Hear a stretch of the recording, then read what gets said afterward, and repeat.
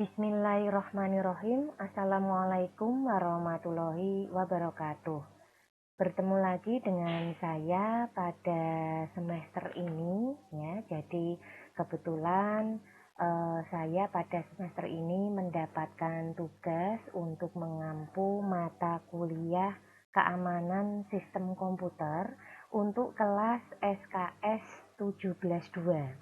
Nah, untuk kelas SKS 17.2 kebetulan jadwal mata kuliahnya jatuh pada setiap hari Selasa malam. Nah, kebetulan pada hari ini, hari Selasa, tanggal 15 September 2020, kita bertemu untuk yang pertama kali. Nah, sebelum perkuliahan saya mulai, saya akan menyampaikan terlebih dahulu tentang persyaratan atau petunjuk ataupun tata tertib untuk mengikuti perkuliahan yang saya ampu dalam satu semester ini. Baiklah, di sini untuk persyaratan ataupun tata tertib mengikuti perkuliahan saya yang terpenting pertama adalah kita memiliki kelompok untuk berkomunikasi, yaitu WA Group yang alhamdulillah sudah dibuat pada hari Senin malam ya. Nah, kemudian langkah berikutnya kita membuat classroom. Nah, nanti akan saya buatkan classroom untuk kelas SKS 17.2 ini. Nanti bisa bergabung di classroom tersebut, akan saya berikan linknya. Nah, kemudian yang ketiga, jangan lupa untuk selalu melakukan proses absen, yaitu dengan melakukan login ke Siakat setiap saya melakukan perkuliahan seperti ini. Ya, jadi untuk login ke Siakat itu wajib karena untuk nilai persen untuk absensi itu ada sendiri ya. Jadi untuk absensi ini diperhatikan. Kemudian berikutnya adalah melaksanakan tugas harian.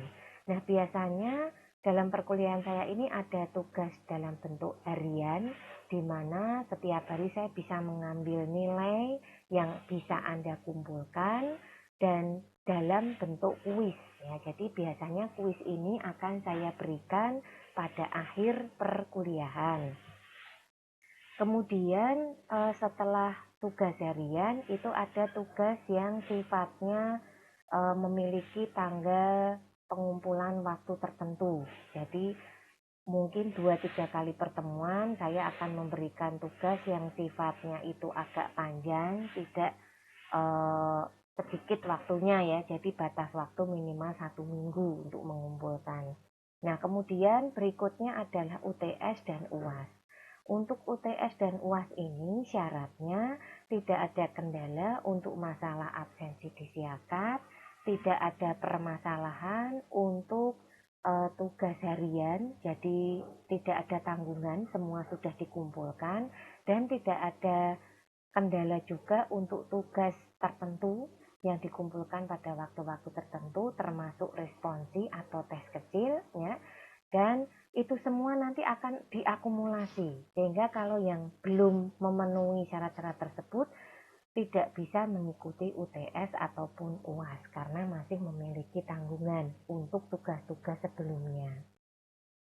Harapannya kenapa saya berikan seperti ini, biar nanti pada saat Anda UTS ataupun UAS tidak memiliki kendala ketika akan mengumpulkan atau melakukan akumulasi nilai karena masih ada nilai-nilai yang kosong. Nah, kira-kira itu saja untuk tata tertib mengikuti perkuliahan saya. Dan untuk perkenalan, mungkin tadi di awal video ini juga sudah ada nama lengkap saya. Anda bisa panggil saya Bu Maya. Nah, kemudian kode pengajaran saya adalah MYU. Semoga kita bisa bekerja sama dengan baik untuk satu semester ini, dan harapannya semuanya bisa menerima dengan baik apa yang saya sampaikan, termasuk juga untuk hasil nilai akhirnya nanti. Baiklah, untuk pengantar pada sistem keamanan komputer di sini, ada PPT yang sudah saya persiapkan. Kita akan masuk ke materi setelah saya perkenalan sedikit tadi. Jadi pada semester ini kita masuk untuk mata kuliah keamanan sistem komputer. Berbicara tentang keamanan sistem, mungkin banyak dari mahasiswa SKS 172 ini yang sudah lebih paham, sudah lebih mahir dalam membuat sistem keamanan, atau mungkin tanpa sengaja kita juga sudah melakukan proteksi terhadap sistem keamanan di sekeliling kita, ya. Bisa kita mulai dari mungkin yang terkecil adalah ponsel kita. Nah, mungkin ada yang memberikan semacam password kalau ingin menggunakan ponselnya. Nah, dengan tujuan apa? Jika nanti mungkin Anda lupa atau mungkin diletakkan ponselnya di tempat yang mungkin banyak orang di situ, itu tidak akan ada orang yang dengan leluasa membuka ponsel Anda. Nah, ini adalah salah satu contoh saja. Kemudian secara fisik yang lain mungkin tidak sistem, ya, kita bisa lihat ada juga di komputer kita mungkin ada proteksi berupa antivirus, ya. Di situ antivir yang sudah kita siapkan dari sistem operasinya masing-masing yang support. Tentunya ini semua juga untuk kepentingan keamanan sistem yang kita pergunakan di komputer tersebut, ya. Ini adalah beberapa contoh kalau kita berbicara tentang keamanan sistem. Nah, kita masuk dulu ke latar belakang daripada diberikannya keamanan sistem komputer di sini. Kemajuan sistem informasi memiliki banyak keuntungan dalam kehidupan manusia. Namun demikian, aspek negatifnya juga banyak terjadi. Ya, jadi meskipun sistem keamanan itu menguntungkan, kita menjadi lebih aman menggunakan sistem, namun ternyata ada aspek negatif. Di antaranya adalah kejahatan komputer. Nah, jadi ini suatu yang kontras, ya, di balik dinding keamanan itu ada kejahatan, ya. Nah, kejahatan itu bisa meliputi pencurian, penipuan, pemerasan, dan lain-lain. Jatuhnya informasi ke pihak lain, misalkan saja kok pihak lain itu adalah lawan bisnis kita, misalkan, ya, ini bisa menimbulkan kerugian yang sangat besar bagi pemilik informasi.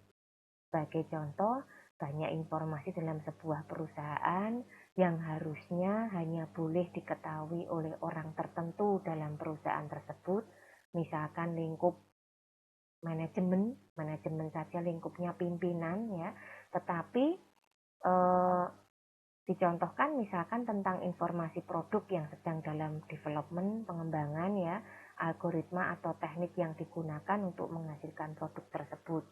Tapi karena satu dan lain hal, ini informasi dibocorkan ke pihak lawan bisnis kita.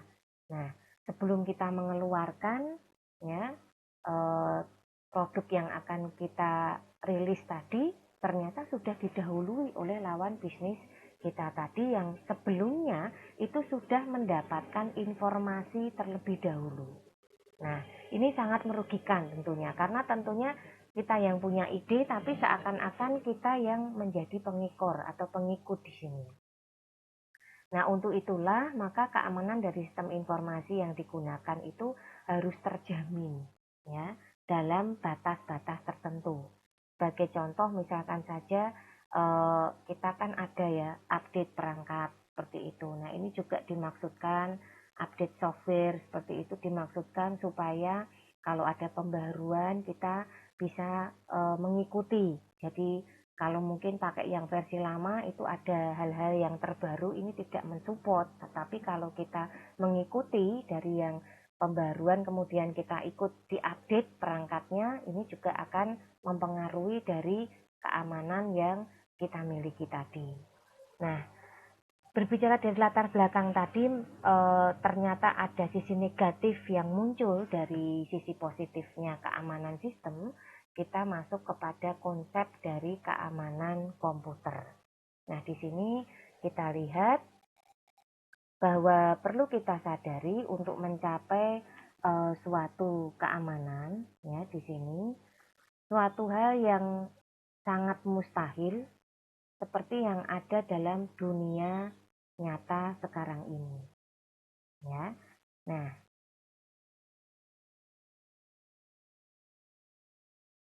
kita lihat di sini tidak ada satu daerah pun yang betul-betul aman kondisinya. Jadi kalau yang sudah merasa aman itu sebetulnya tetap masih ada hole atau lubang untuk tidak aman. Begitu juga dengan keamanan sistem komputer. Namun yang bisa kita lakukan adalah untuk mengurangi gangguan keamanan tersebut. Ya, jadi harapannya jika memang ada yang tidak aman, paling tidak bisa kita kurangi gangguannya. Ini yang diharapkan dari konsep keamanan komputer.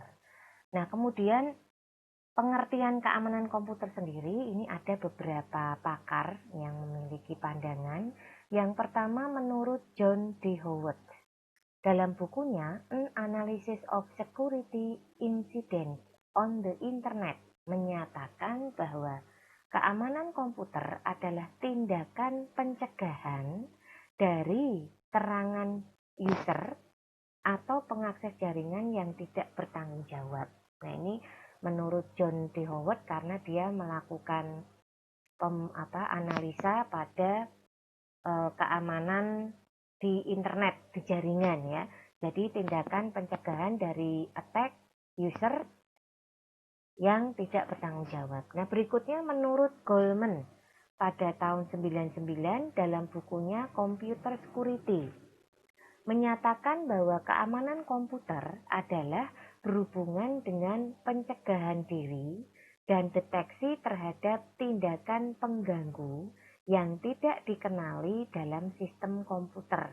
Intinya mencegah dan deteksi apakah ada gangguan atau ancaman. Dengan semakin berkembangnya e-commerce dan internet, maka masalah keamanan tidak lagi masalah keamanan data. Ya, jadi sudah ada keamanan jaringan, sudah ada keamanan perangkat sendiri untuk perangkat kerasnya. Jadi ini sudah lebih kompleks lagi untuk masalah keamanan yang harus kita jaga atau kita cegah dan kita deteksi dari serangan user yang tidak punya akses ya atau hak. Nah, pengertian keamanan komputer sendiri secara umum yang perlu kita lakukan adalah untuk mempersulit orang lain yang mengganggu sistem yang kita pakai. Baik itu menggunakan komputer yang sifatnya standalone sendiri ya, jaringan lokal ada juga maupun jaringan global. Ya, kita harus memastikan sistem bisa berjalan dengan baik dan kondusif. Selain itu, program aplikasinya masih bisa dipakai tanpa ada masalah.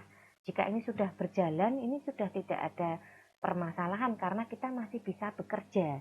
Berbeda ketika sistem itu sudah mulai ada error untuk sistemnya sendiri ya. Belum nanti aplikasinya itu mendeteksi ada beberapa bagian yang error sehingga tidak berjalan dengan baik. Nah, ini akan jadi masalah. Jadi intinya keamanan di sini kita hanya perlu untuk bagaimana membuat orang lain yang tidak punya hak akses dengan sistem kita itu menjadi sulit untuk masuk ya, dan kita bisa mendeteksi ancaman-ancaman dan gangguan tersebut.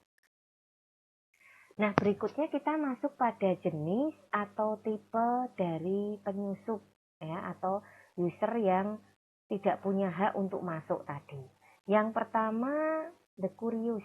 Penyusup tipe ini pada dasarnya tertarik untuk mencari tahu tipe sistem dan data yang dimiliki. Ya, jadi dia hanya ingin tahu tipe sistem dan datanya saja. Ini untuk yang pertama. Kemudian yang kedua, the malicious. Tipe ini suka mengganggu sistem sehingga tidak dapat bekerja dengan optimal. Ini sifatnya sudah lebih merusak lagi yang nomor 2 ini ya, karena sudah mengganggu. Kalau yang pertama tadi kan sifatnya hanya kepo, hanya kepingin tahu saja tipe sistemmu seperti apa, terus punya data apa saja. Tapi kalau the malicious ini, dia sudah mulai melakukan gangguan ya, sehingga tidak dapat bekerja dengan optimal, merusak halaman situs web Nah, ini juga sifatnya sudah merugikan ya, ataupun memaksa Anda untuk menghabiskan banyak uang dan waktu untuk memperbaiki kerusakan yang sudah dibuat. Ini betul-betul sudah mengganggu ya untuk penyusup yang kedua. Kemudian yang ketiga, the high profile intruder. Penyusup tipe ini mencoba menyusup ke dalam sistem untuk mendapatkan ketenaran dan pengakuan. Jadi butuh diakui, ya, hanya untuk kebanggaan saja, kepuasan moral, merasa bisa merusak, masuk, dan sebagainya. Mungkin dia ingin menggunakan sistem Anda yang terkenal canggih sebagai sarana untuk membuatnya terkenal.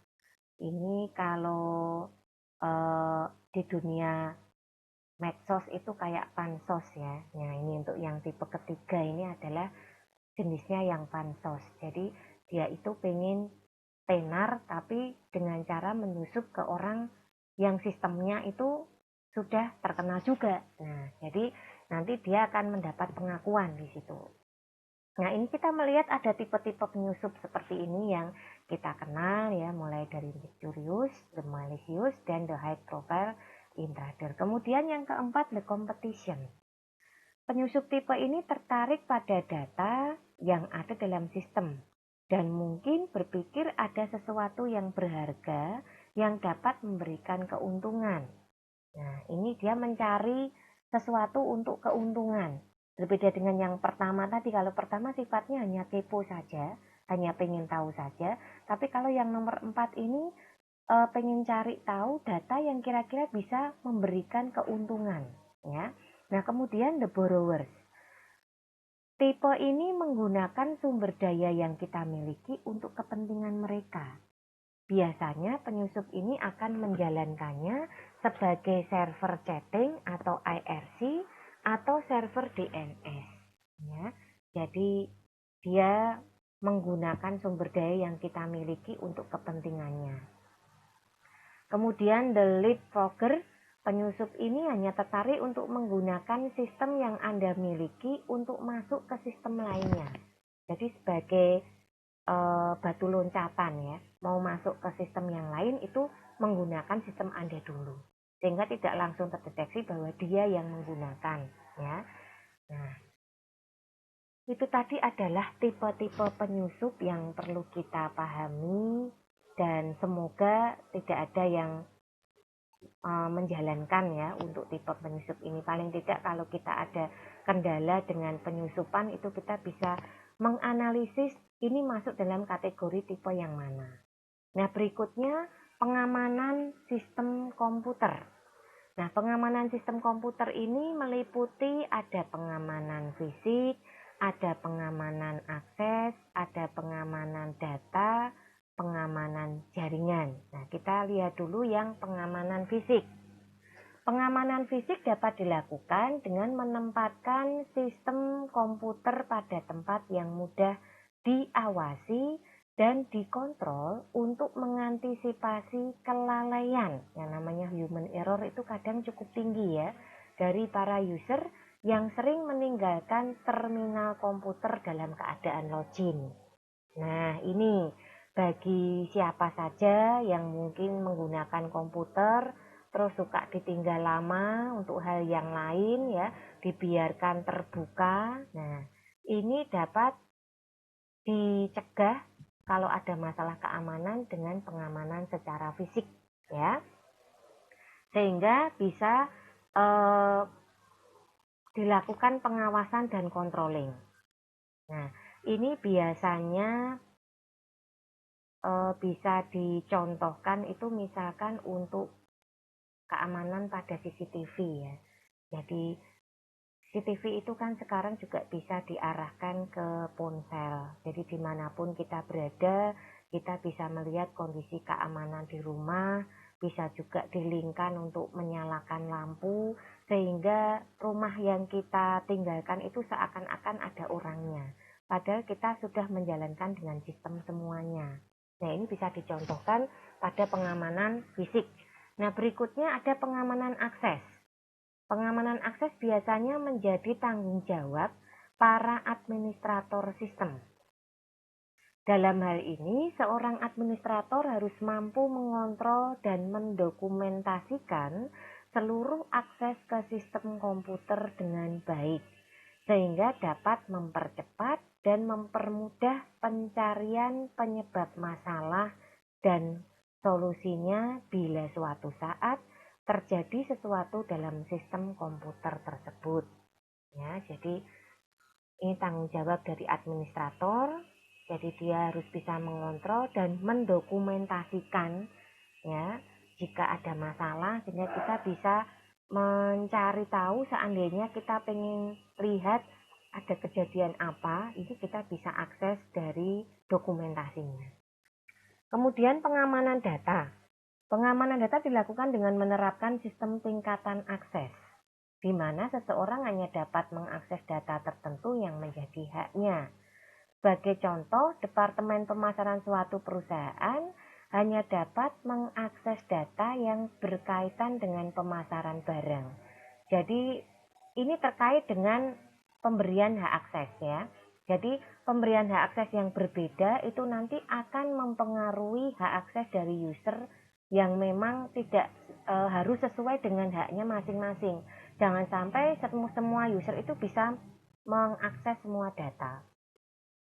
Berikutnya pengamanan jaringan. Jaringan di sini berkaitan erat dengan pemanfaatan jaringan publik seperti internet. Pengamanan jaringan dapat dilakukan dengan menggunakan kriptografi, di mana data yang sifatnya sensitif itu dienkripsi. Ya, setelah dienkripsi, dia maka baru ditransmisikan melalui internet. Nah, ini akan membuat sisi keamanan tersendiri pada jaringan, dan data kita juga tentunya lebih aman ya karena sudah dienkripsi. Nah, itu tadi adalah pengamanan sistem komputer, apakah dari sisi fisik, akses, data maupun jaringan. Sudah komplit ya.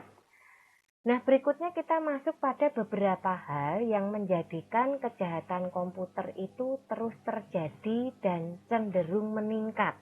Nah, ini juga perlu kita perhatikan ya, tersendiri di sini.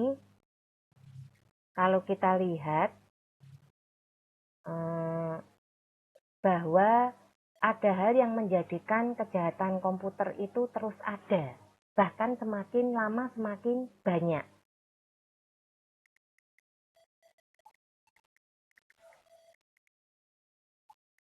Ya, bentar, di sini saya masukkan dulu.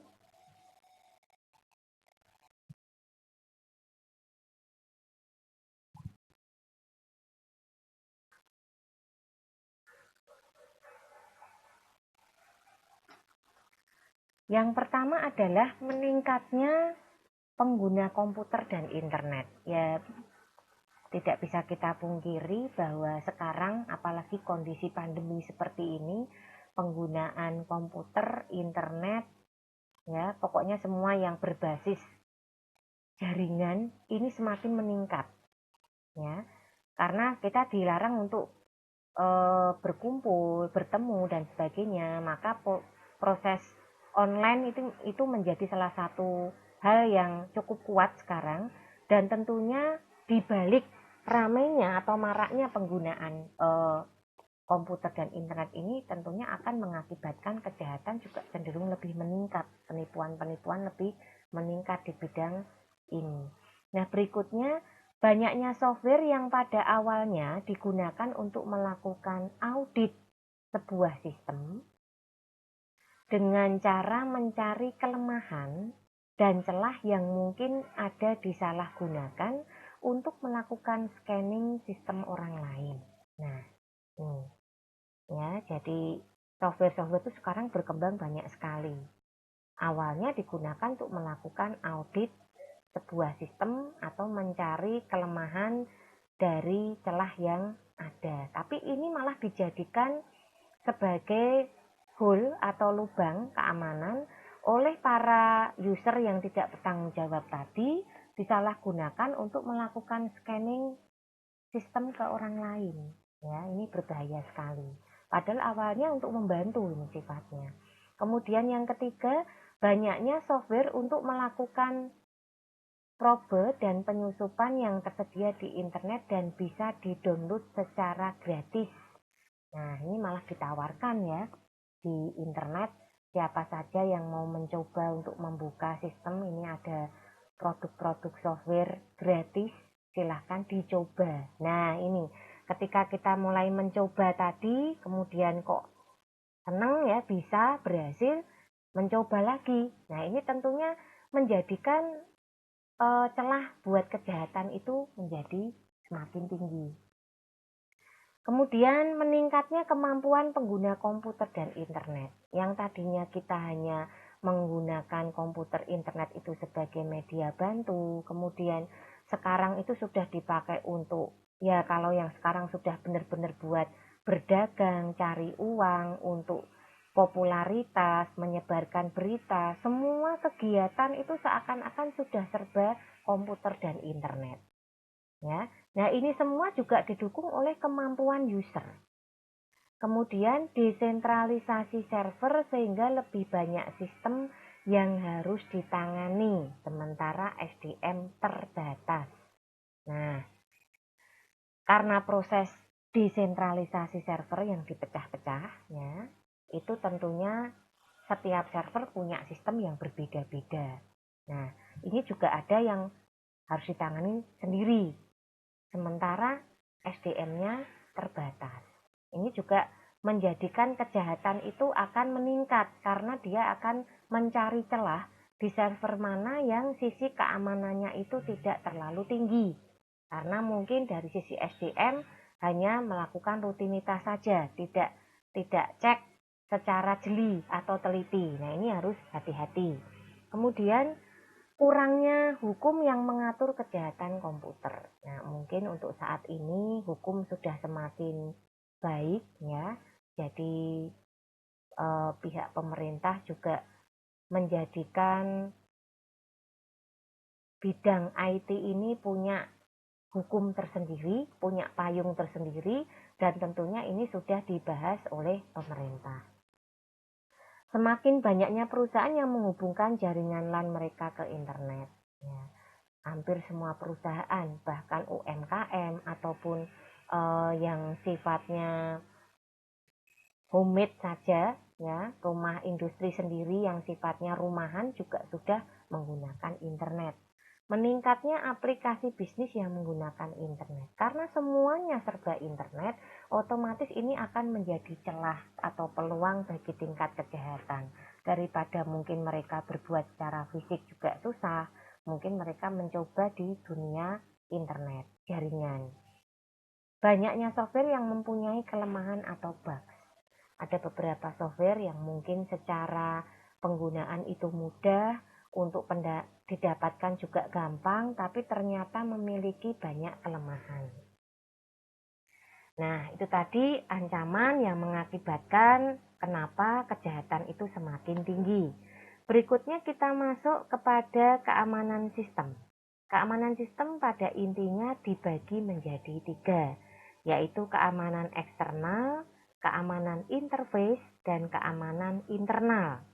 Untuk keamanan eksternal, pengamanan yang berhubungan dengan fasilitas komputer dan penyusup serta bencana.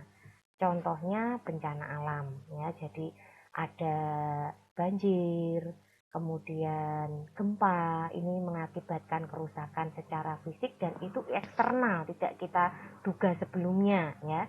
Ini tentunya juga harus kita amankan. Kita harus melihat kalau memang lokasinya itu lokasi yang sering banjir, ya kita buat jaringan, kemudian perangkat kita itu terhindar atau terbebas dari banjir. Minimal tidak terletak di bawah, ya. Kalaupun itu gempa dan sebagainya, kita letakkan dalam sebuah rangka yang cukup kuat sehingga gempa sebesar apapun itu masih tidak akan menghancurkan perangkat keras kita. Seperti itu. Nah, berikutnya keamanan interface. Pemakai berkaitan dengan identifikasi user sebelum diizinkan mengakses program dan data yang tersimpan di dalam sistem. Nah, jadi interface ini kaitannya dengan identifikasi user. Apakah sudah sinkron atau belum dengan hak akses yang diberikan, kemudian dia memiliki hak akses sebesar apa untuk mengakses sebuah program. Kemudian keamanan internal berkaitan dengan beragam pengamanan yang dibangun pada perangkat keras dan sistem operasi untuk menjamin operasi yang handal dan untuk menjaga keutuhan program serta data. Nah, jadi kalau internal ini terkait dengan sistem keamanan yang dibangun baik pada perangkat keras maupun perangkat lunaknya ya. Jadi di sini software terutama yang bisa menjamin keutuhan program dan data. Nah, berikutnya kita masuk pada aspek-aspek keamanan komputer. Yang pertama yaitu privacy, yang kedua confidentiality, yang ketiga integrity, yang keempat authentication, yang kelima availability. Oke, kita lihat dulu untuk aspek keamanan komputer yang pertama. Privacy. Privacy adalah sesuatu yang bersifat rahasia, private ya.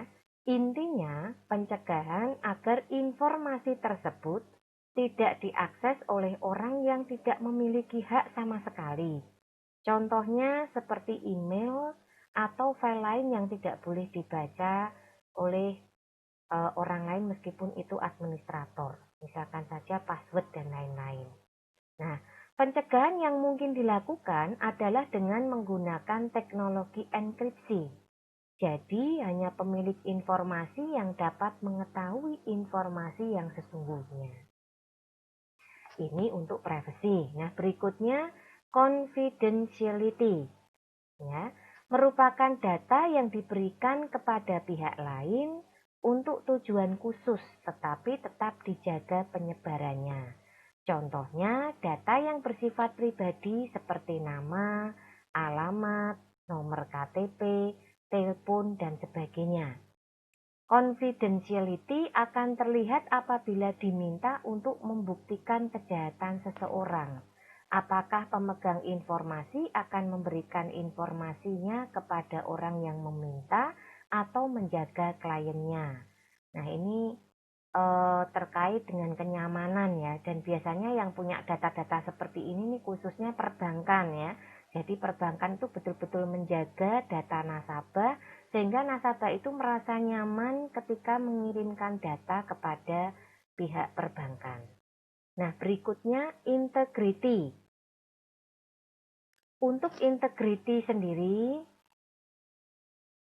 penekanannya adalah sebuah informasi tidak boleh diubah kecuali oleh pemilik informasi. Terkadang data yang telah terenkripsi pun tidak terjaga integritasnya. Karena ada kemungkinan ciphertext dari enkripsi tersebut berubah. Nah, ini hati-hati ya.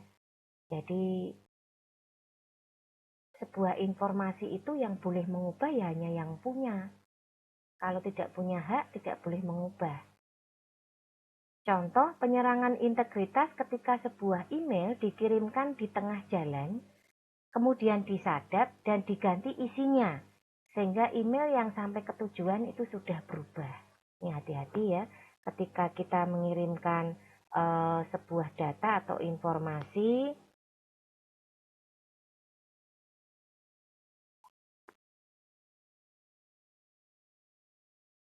ini paling tidak ada integritas di sini yang menjadi aspek keamanan, sehingga kita merasa betul-betul nyaman. Nah, berikutnya authentication. Ini akan dilakukan sewaktu user login dengan menggunakan nama user dan passwordnya. Apakah cocok atau tidak? Otentik atau tidak ya? Jika cocok diterima, jika tidak akan ditolak. Ini berhubungan dengan hak akses seseorang, apakah dia pengakses yang sah atau tidak. Berikutnya availability. Aspek ini berkaitan dengan apakah sebuah data tersedia saat dibutuhkan atau diperlukan. Apabila sebuah data atau informasi terlalu ketat pengamanannya, ini biasanya malah akan menyulitkan dan membuat tidak nyaman. Di samping itu, akses yang lambat juga menghambat aspek availability. Ya, serangan yang sering dilakukan pada aspek availability ini adalah denial of service atau DOS, yaitu penggagalan servis sewaktu ada permintaan data sehingga komputer tidak bisa melayani. Contoh lain dari denial of service ini adalah mengirimkan request yang berlebihan, sehingga menyebabkan komputer tidak bisa lagi menampung beban tersebut dan akhirnya komputer down. Nah, jadi ini sekali lagi terkait dengan apakah sesuai tersedia atau tidak. Karena kalau tidak, itu nanti akan mengakibatkan komputer itu menjadi down dan tidak bisa menampung beban data tersebut. Ini aspek-aspek keamanan yang perlu kita perhatikan. Nah, berikutnya ancaman keamanan. Untuk ancaman keamanan,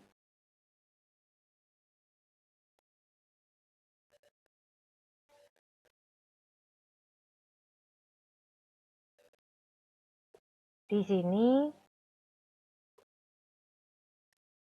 meliputi satu, kerahasiaan, kedua, integritas, ketiga, ketersediaan. Ya.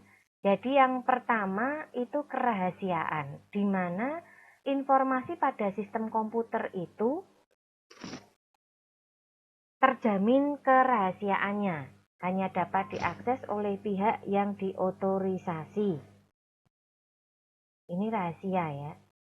Namanya rahasia itu private seperti itu.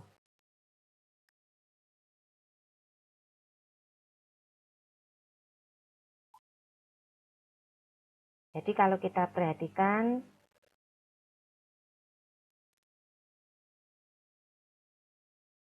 itu banyak sekali untuk privasinya.